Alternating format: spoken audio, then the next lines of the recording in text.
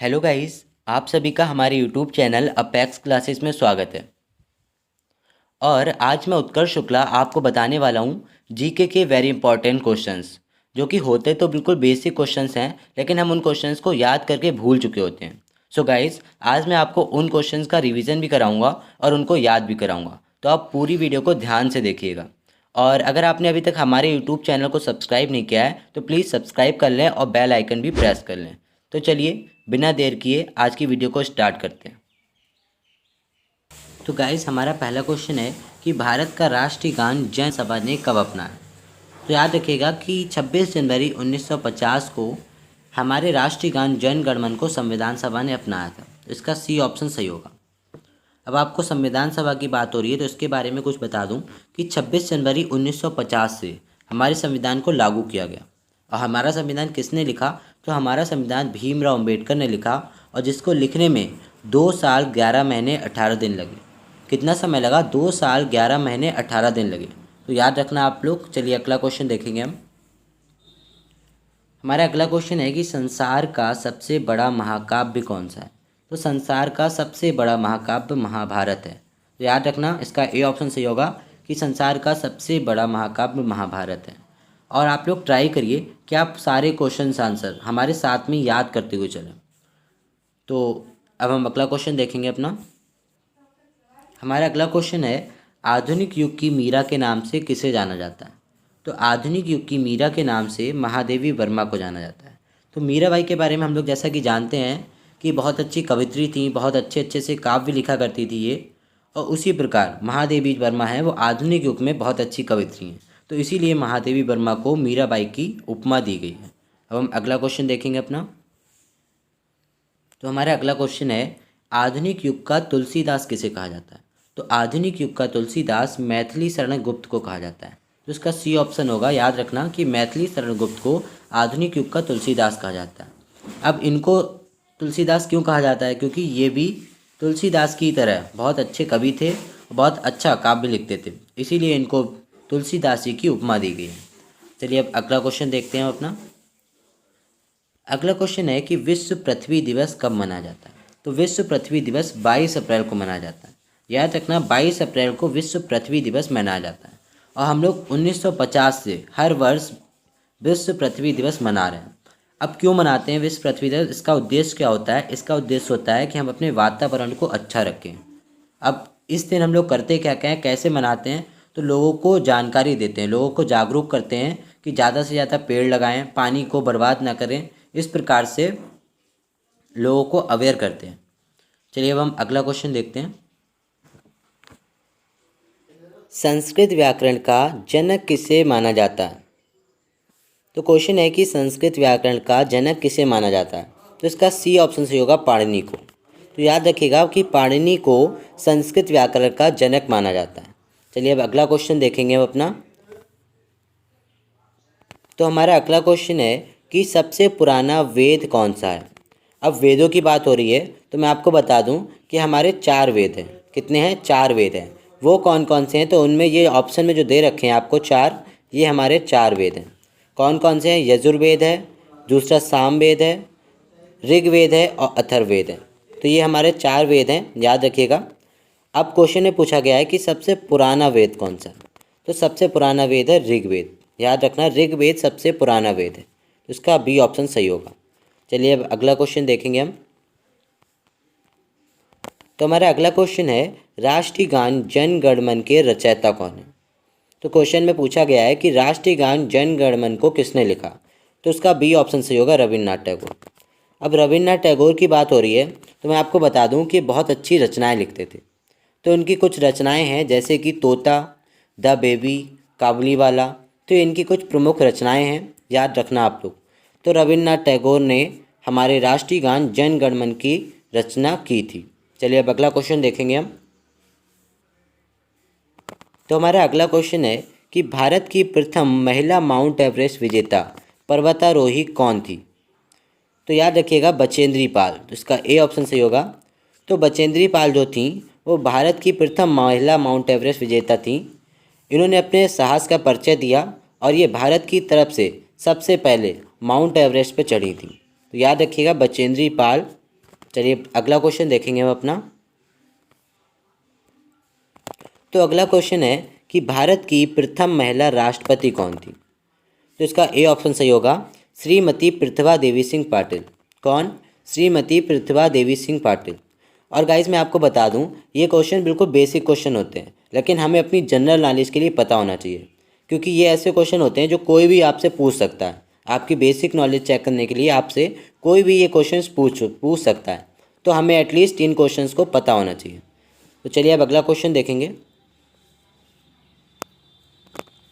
भारत का शेक्सपियर किसे कहा जाता है? क्वेश्चन है कि भारत का शेक्सपियर किसे कहा जाता है। तो मैं शेक्सपियर के बारे में बताऊं, ये एक बहुत अच्छे पोइट हैं, बहुत अच्छी कविताएं लिखते हैं। तो भारत का शेक्सपियर किसे कहा जाता है? तो इसका बी ऑप्शन से होगा, कालिदास को। तो कालिदास को भारत का शेक्सपियर कहा जाता है, याद रखिएगा।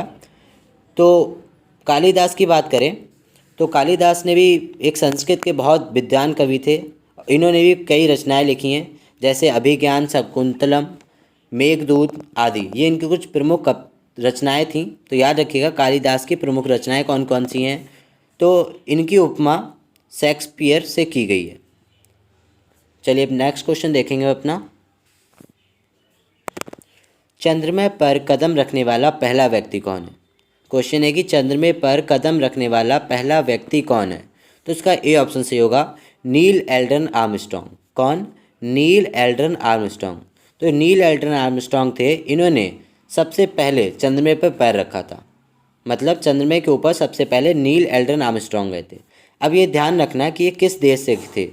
तो ये थे अमेरिका से, याद रखना ये अमेरिका से थे। अब अगर क्वेश्चन में पूछा जाए कि भारत से प्रथम व्यक्ति कौन था जो चंद्रमा पर गया था, तो वो थे राकेश शर्मा। याद रखिएगा ये अमेरिका के थे और भारत की तरफ से पहले व्यक्ति थे जो चंद्रमा पर गए थे, वो थे राकेश शर्मा। चलिए अब अगला क्वेश्चन देखेंगे। तो हमारा अगला क्वेश्चन है, भारत में मसालों का बगीचा किस राज्य को कहते हैं? तो भारत में मसालों का बगीचा केरल को कहते हैं। तो इसका ए ऑप्शन सही होगा। अब केरल को क्यों कहते हैं? क्योंकि केरल में कई तरह के मसाले पाए जाते हैं। तो याद रखना केरल को मसालों का बगीचा कहते हैं। अब केरल की बात हो रही है, तो केरल की राजधानी क्या है? तो केरल की राजधानी है त्रिवंतपुरम। आप कॉपी में लिख लीजिए, केरल की राजधानी है त्रिवंतपुरम। चलिए अगला क्वेश्चन देखेंगे हम। भारत में किस राज्य को उगते सूरज की भूमि कहा जाता है? क्वेश्चन है कि भारत में किस राज्य को उगते सूरज की भूमि कहा जाता है? तो इसका बी ऑप्शन सही होगा, गुजरात को। अब ये उगते सूरज की भूमि से क्या मतलब है कि भारत में ऐसी कौन सी जगह है जहाँ से सूरज सबसे पहले दिखता है? तो वो है गुजरात में। तो गुजरात में कहाँ है? गुजरात में एक डोंग वैली है। तो डोंग वैली की जो दिव्यांग घाटी है, याद रखिएगा डोंग वैली की दिव्यांग घाटी जो है, वहाँ से सूरज सबसे पहले दिखता है। और कहाँ की है? गुजरात में है। तो इसीलिए गुजरात को उगते सूरज की भूमि कहा जाता है। तो याद रखना बी ऑप्शन सही होगा इसका। चलिए अगला क्वेश्चन देखेंगे हम। तो हमारा अगला क्वेश्चन है कि कंप्यूटर का जनक किसे कहते हैं? मतलब है कंप्यूटर को किसने बनाया था? तो इसका सी ऑप्शन सही होगा, चार्ल्स बेबेज ने। याद रखना चार्ल्स बेबेज ने सबसे पहले कंप्यूटर को बनाया था। अब कब बनाया था? तो इन्होंने बनाया था 1822 में। कब बनाया? 1822 में बनाया था चार्ल्स बेबेज ने। तो याद रखिएगा। चलिए अगला क्वेश्चन देखते हैं। तो हमारा अगला क्वेश्चन है कि हिंदी विषय के लिए प्रथम ज्ञानपीठ पुरस्कार किसे प्रदान किया गया? क्वेश्चन है हिंदी विषय के लिए प्रथम ज्ञानपीठ पुरस्कार किसे प्रदान किया गया? तो याद रखिएगा कि हिंदी विषय के लिए प्रथम ज्ञानपीठ पुरस्कार सुमित्रा नंदन पंत को प्रदान किया गया। तो इसका सी ऑप्शन सही होगा, याद रखिएगा। चलिए अगला क्वेश्चन देखते हैं। तो हमारा अगला क्वेश्चन है कि सबसे पहले चंद्रमा पर मानव भेजने वाला देश कौन सा है? तो सबसे पहले चंद्रमा पर मानव भेजने वाला देश अमेरिका है। तो इसका बी ऑप्शन सही होगा। याद रखिएगा कि अमेरिका ने चंद्रमा पे सबसे पहले मानव भेजा था। अच्छा, अभी मैंने 2-3 क्वेश्चन पीछे आपसे पूछा था कि सबसे पहला मानव चंद्रमा पे गया कौन था। तो वो कौन थे? वो थे नील एल्ड्रन आर्मस्ट्रॉन्ग। कौन थे? नील एल्ड्रन आर्मस्ट्रॉन्ग। कहाँ के थे? ये भी बताया था अमेरिका के थे। तो वही पहले व्यक्ति थे जो अमेरिका ने चंद्रमा पर भेजे थे। तो याद रखिएगा अमेरिका इसका राइट आंसर होगा। चलिए अगला क्वेश्चन देखते हैं। तो हमारा अगला क्वेश्चन है कि भारत का सबसे लंबा रेलवे प्लेटफॉर्म कहाँ है। भारत का सबसे लंबा रेलवे प्लेटफॉर्म कहाँ है। तो भारत का सबसे लंबा रेलवे प्लेटफॉर्म गोरखपुर में है। इसका बी ऑप्शन सही होगा। गोरखपुर में भारत का सबसे लंबा रेलवे प्लेटफॉर्म है। कितना लंबा है, उसकी लंबाई कितनी है वो मैं आपको बता दूं। तो उसकी लंबाई है 1355 मीटर, यानी 1 किलोमीटर 355 मीटर उसकी प्लेटफॉर्म की लंबाई है। तो याद रखिएगा। अच्छा, गोरखपुर कहाँ है? गोरखपुर उत्तर प्रदेश में है। ये भी याद रखिएगा, गोरखपुर उत्तर प्रदेश में है। चलिए अगला क्वेश्चन देखते हैं हम। तो हमारा अगला क्वेश्चन है, गुलाबी शहर किस शहर को कहते हैं। तो याद रखिएगा, गुलाबी शहर जयपुर को कहते हैं। तो याद रखिएगा कि जयपुर को गुलाबी शहर के नाम से प्रसिद्ध है, जयपुर। चलिए अगला क्वेश्चन देखते हैं।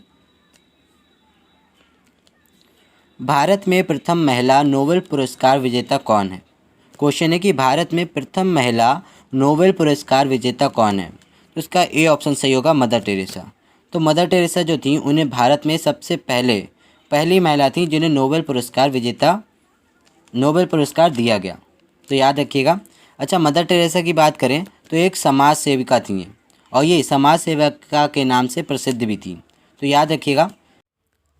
तो गाइज़, ये थे कुछ बेसिक से जनरल नॉलेज के वेरी इंपॉर्टेंट क्वेश्चन। और जहाँ तक मेरा मानना है कि आपको इनमें से कई क्वेश्चन नहीं भी आते होंगे और कुछ को आप भूल चुके होंगे। तो जो क्वेश्चन आपको नहीं आते थे वो इस वीडियो से आपको पता लग गए, और जो क्वेश्चन आप भूल चुके थे उन क्वेश्चंस का आपका रिवीजन हो गया। तो आपका अगर लगता है कि आपको वीडियो में कुछ हेल्प हुई है, आपको फील हो रहा है कि हाँ वीडियो अच्छी थी, तो आप प्लीज़ चैनल को सब्सक्राइब कर दें, लाइक कर दें, और साथ में बेल आइकन प्रेस करना ना भूलें। इससे क्या होगा कि मैं कोई भी वीडियो डालूंगा उसका नोटिफिकेशन सबसे पहले आपके पास पहुंचेगा।